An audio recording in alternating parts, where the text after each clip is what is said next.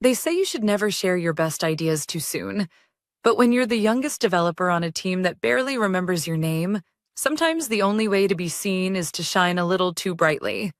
My name is Jessica Tran. I'm 27 years old, and until last month, I was a junior software developer at a mid-sized tech company called Hensley Innovations in San Diego. The kind of place with beanbags in the lobby, kombucha on tap, and a ceiling made of reinforced glass. I didn't come from Stanford or MIT. I came from night classes at a community college, building code between waitressing shifts. I got hired because I was cheap, fast, and didn't ask for much. For the first 6 months, I worked in silence, shipped bug fixes, and kept my ideas in a notebook I never let out of my sight. Until one day, I slipped. It was during a brainstorming meeting.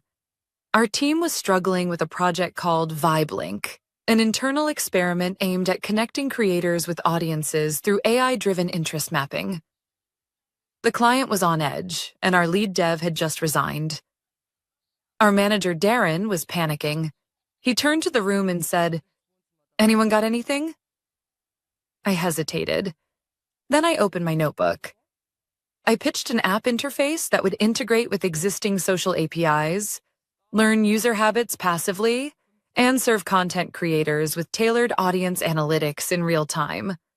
I'd been working on it quietly for 6 months on weekends, refining every line.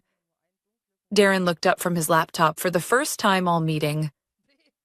"That's not bad," he muttered. By the end of the day, he'd asked me to send over my notes. I should have known. What followed was 3 weeks of vague meetings I wasn't invited to. A team of senior devs pulled from other projects. My design sketches disappeared from my desk. Darren barely spoke to me unless it was to ask for a quick clarification. And then came the email. "Team," it read, "I'm excited to announce that VibeLink has been selected as a finalist for the Future Tech Innovation Award. This project wouldn't exist without the visionary leadership of Darren Klein. Let's celebrate his brilliance." I stared at the screen, unable to blink. My name wasn't mentioned. Not once. At the awards dinner, Darren wore a navy suit and the same smug smile he used when taking credit for someone else's work. When he stood on stage, holding the glass trophy like he'd forged it with his bare hands, he said, "Innovation is about listening to the future. And sometimes the best ideas are born when leadership gives them room to grow." I clapped, quietly, with everyone else. After the ceremony, he found me near the exit. "You're young, Jess," he said, patting my shoulder like a friendly uncle. "You'll get your chance. Someday." I just smiled and said, "Of course." But what he didn't know, what no one in that building knew, was that 3 months earlier I'd filed for a provisional patent. Quietly, under my own name, on my own time. I hadn't expected to need it. I was just trying to protect something I'd poured my soul into. But now it was insurance. I didn't go nuclear. Not yet. I went home that night and watched the award speech replay on the company's social feed. It had already racked up over 12,000 views. Clients were reaching out. Tech blogs were writing glowing articles about Darren's vision. And I sat in the dark, laptop open, fingers hovering over a folder labeled "Full Documentation, Patent Proof." I wasn't angry. Not in the loud, throwing things kind of way. I was hollow, like a ghost watching someone else live the life I'd built. Then my phone buzzed. It was my best friend Maya, who worked in IP law. Saw the announcement. "Is this the one you told me about? The patent app you filed in April?" "Yes." "You know what this means, right?" "Yeah," I wrote back. "I do, because Darren didn't just steal my idea. He'd stolen something that didn't legally belong to him. And that's where the unraveling would begin." It's strange how the smallest moments change everything. The morning after the awards ceremony, I showed up to work at 8:03 a.m. Coffee in one hand, badge in the other. Darren walked past me in the hallway, still high off the spotlight. "Morning, Jess," he said, without even looking, as if nothing had happened. As if I hadn't watched him stand on a stage and collect praise for the idea I'd sketched on a paper napkin at a diner 6 months earlier. I sat at my desk, opened my laptop, and pulled up the internal product files. I scrolled through the recent edits. The framework, the code structure, the UI sequence, even the AI logic flow. It was all mine. Just rewritten in a different voice. A few variables renamed. A few functions reshaped, but the bones were unmistakable. And yet, in the metadata, the author listed was Darren. Of course, I took a slow breath and plugged in my external drive. Backups of every draft, sketch, and Git commit from my private repository. Date stamped, versioned. I documented it all, not because I expected betrayal, but because I'm the kind of person who always keeps receipts. That morning, Maya called. "I talked to a partner at my firm," she said. "We have a potential infringement case. Your provisional patent holds weight, especially if the published work bears substantial similarity." "I didn't sign anything when I joined," I told her, pacing in the stairwell. "No IP clause about side projects." She was quiet for a beat. "Jess, you might be holding a grenade. The question is, when do you pull the pin?" I didn't answer. Not yet. Instead, I did what I'd always done. I worked. I kept my head down and documented everything. Every change in the codebase. Every file that appeared in internal documentation with Darren's name on it. I created a mirrored timeline of development, matching my original proposal against the company's published work. At home, I barely slept. My stomach was a fist of knots, not from fear, from injustice. Because the longer I stayed silent, the more I watched my idea be paraded around like someone else's trophy. The final straw came 2 weeks later. A press release. Hensley Innovations announces strategic partnership with Quantum Collective using groundbreaking tech from VibeLink platform. The contract was rumored to be worth 7 figures. Darren's name was quoted in every article. Visionary, trailblazer, the face of innovation. I read it 3 times, then stared at the ceiling of my studio apartment, blinking back tears. Then I sent the email. Subject: Intellectual property dispute. VibeLink framework to legal@hensleyinnovations.com. CC Maya Patel, legal counsel, myself. Message: I am writing to inform you of a pending intellectual property conflict regarding the core architecture and concept behind the VibeLink platform, which was originally developed, documented, and provisionally patented by me under the USPTO filing number 83723-P. Attached are copies of my original development logs, dated prototypes, and submission confirmations. Please treat this as an official notice of ownership claim and potential infringement. Jessica Tran. It felt surreal, like hitting send on a letter you've written 100 times in your head but never thought you'd actually mail. By noon, my badge access was suspended. HR called within the hour. "This is a misunderstanding," they said carefully. "We'd like to discuss it internally before you make any formal statements." Too late, because Maya had already looped in a tech publication contact. Not a story, not yet. Just a quiet inquiry. But it was enough to make the wheels start turning. By the next morning, word had leaked. TechChain Weekly ran a headline. Anonymous developer claims patent theft behind award-winning app. Anonymous. For now, but not for long.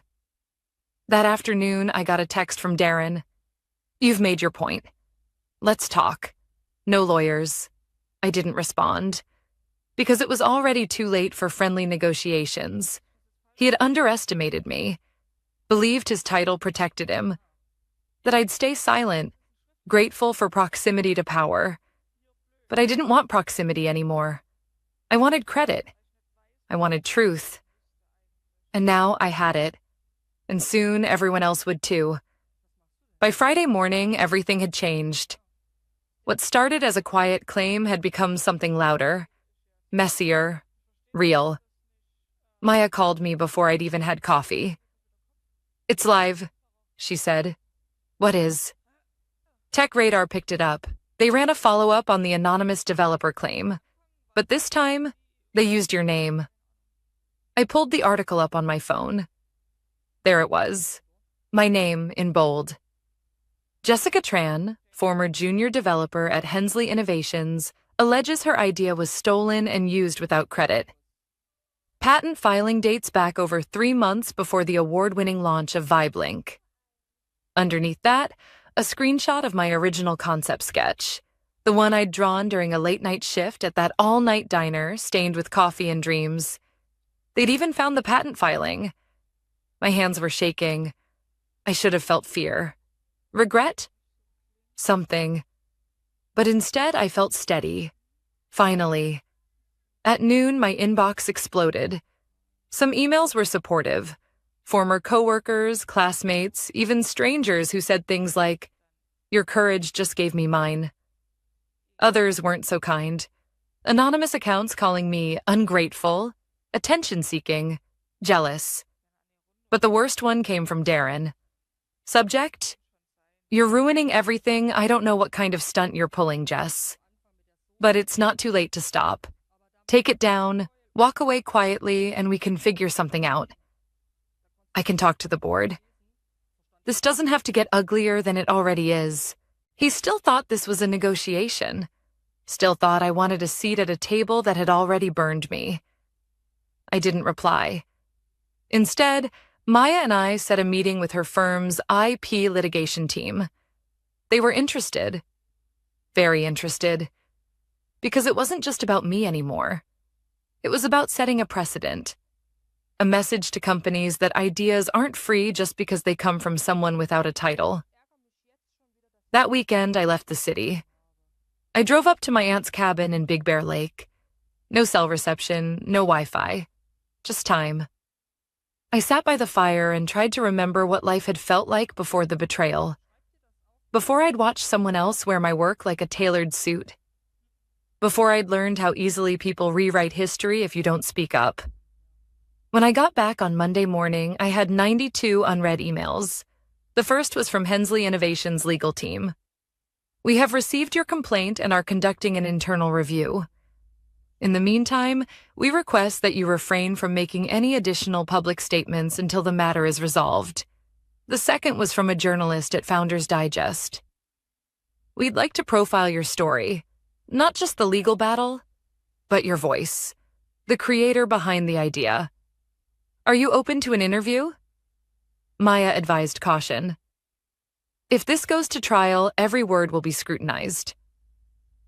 But I was done hiding. I agreed. The interview was honest, emotional. I didn't attack anyone. I didn't throw accusations. I just told the truth. How I'd worked on VibeLink long before Hensley ever knew it existed. How I'd trusted someone who saw me as a tool, not a creator. How I'd filed the patent quietly, not out of arrogance, but out of self-preservation.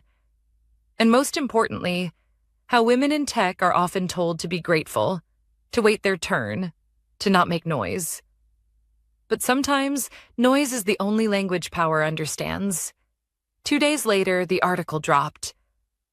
Not just a seat at the table, how Jessica Tran fought back against IP theft in tech. It went viral in under 24 hours, LinkedIn, Twitter, Reddit, everywhere. And then the thing no one expected happened. An email from Quantum Collective, the partner named in the press release. The company who had just signed the 7-figure deal. Subject: urgent, VibeLink partnership review. Jessica, I read your story. I've also reviewed your patent filing. I want you to know, we were never made aware of this situation. We're pausing the deal with Hensley immediately while we conduct our own due diligence. If your claims are valid, and frankly they appear to be, we won't move forward. Sincerely, Grant Murdoch, President, Quantum Collective. I read it 3 times. Then I forwarded it to Maya. Her reply came in all caps. They're bleeding. The truth wasn't just out there. It was working, and Hensley was finally starting to feel the consequences. But this was only the beginning. The real storm hadn't even started yet. 3 days after the Quantum Collective deal was paused, the silence from Hensley became deafening. No press statement. No denial. Just nothing. Except internally, something was boiling. I knew it. Because on Thursday morning, I got a LinkedIn message from someone I hadn't spoken to in months. Alex Rowe, a senior software engineer at Hensley, and someone who had once helped me debug a broken UI element after everyone else left for drinks. Jess, I don't know if this helps, but I've seen your name removed from commit logs before. I didn't say anything then because I didn't want to get involved. But what they did to you? That wasn't just unethical. It was intentional. If you need someone to back you up, I'm here. I stared at the screen. My stomach twisted. Not with surprise, but confirmation. What I'd suspected all along was true. This wasn't just Darren going rogue. It was systemic. Maya and her team took that message and folded it into the case file, along with the Git history, the UI sketches, the emails, the version control timelines. We had built a wall of receipts, tall, solid, and irrefutable. The next day, it cracked wide open. Someone leaked internal emails to the press. Real emails, screenshots. One was from Darren to the CTO. We should scrub early dev logs. Can't afford a trail right now. Another read. If Tran pushes this, we'll call it a team collaboration. Who's going to believe a junior anyway? I read those words again and again, like I was trying to force them into something less disgusting. But there it was, in writing.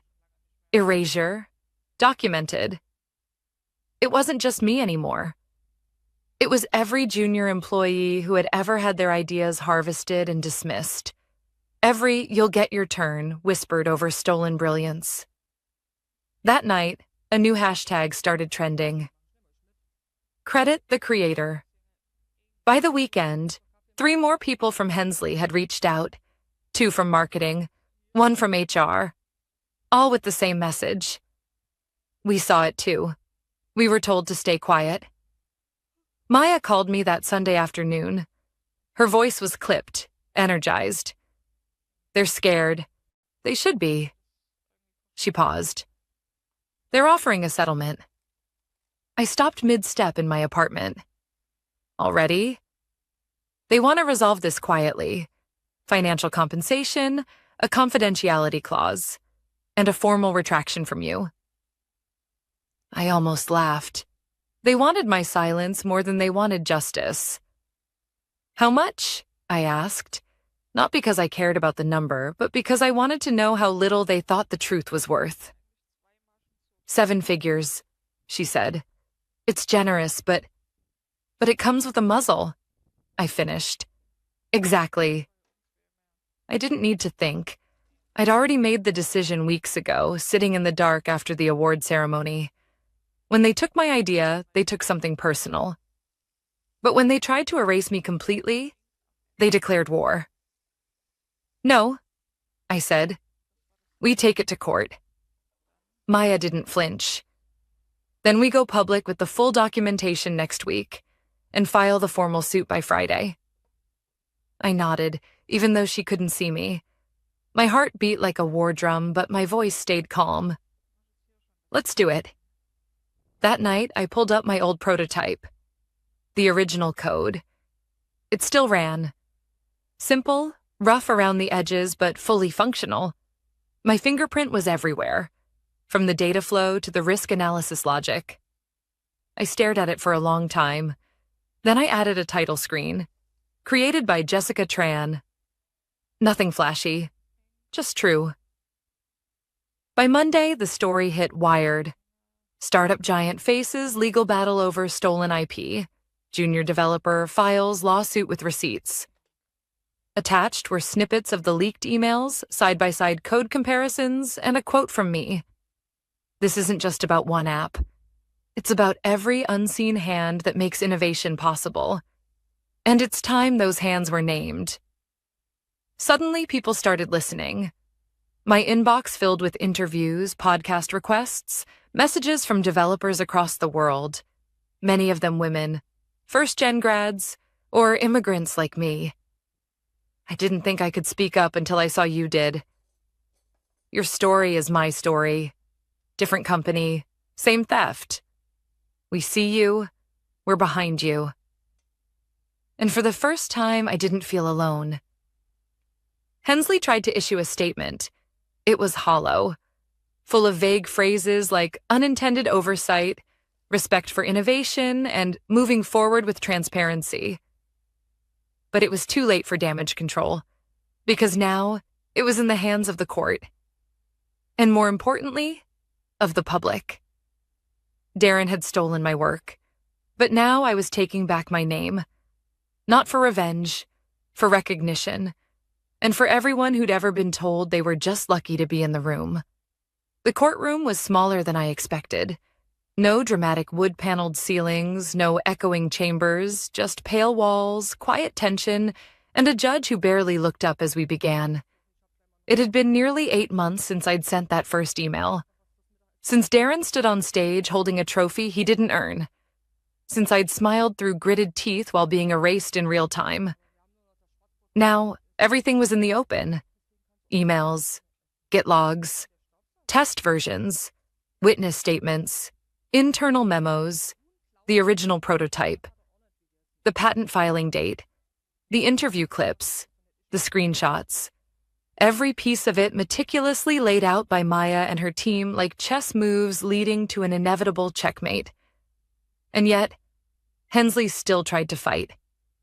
They framed it as collaborative development, claimed my idea emerged organically through team discussions, claimed I had agreed to contribute without expecting recognition. And Darren, sitting there in his expensive tailored suit, still looked like he believed he could talk his way out of it. He took the stand on day 3. He called me a promising young talent. He smiled, softened his voice, leaned into the performative humility. I always believed in Jessica, he said. I just think there was a misunderstanding. She was part of a team. Innovation doesn't belong to one person. And that's when Maya stood. Permission to introduce Exhibit 42? It was a video clip. Internal screen recording from Hensley's Slack workspace. A message from Darren. She's not ready for credit. Let's be strategic. Keep her name off the press materials, at least until after we lock the funding. The silence that followed was thunderous. The judge looked up for the first time. We'll resume tomorrow, he said, and banged the gavel. Outside the courtroom, reporters gathered. I kept my sunglasses on and said nothing. Maya answered all the questions.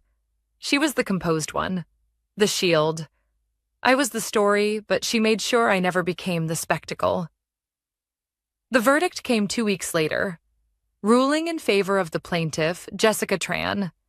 The judgment included damages, legal fees, and most importantly, a formal order of correction for authorship and ownership of the VibeLink platform, including the public retraction of Darren's award and recognition of me as the original inventor. I didn't cry. I thought I would. But the moment the ruling was read, I just breathed.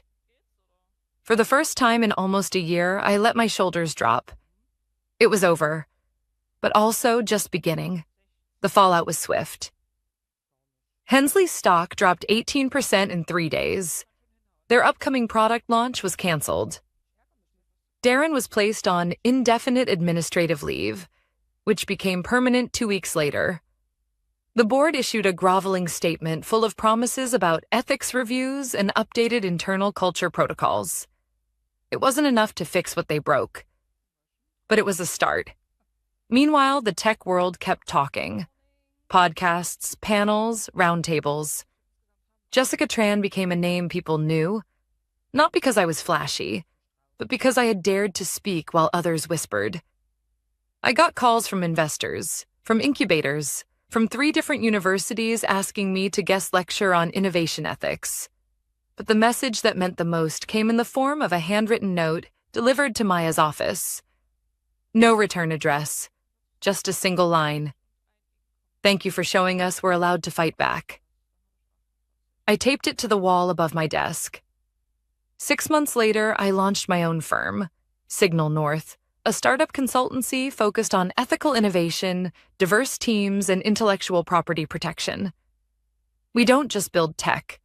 We build futures no one gets to steal. Some of my former coworkers joined. Others sent their resumes quietly. And every time we reviewed a new pitch, I asked one question. Who really made this? Because I never wanted anyone else to sit where I had. Silenced. Overlooked. Watching someone else collect the reward for their labor. The award Darren accepted? It was retracted publicly.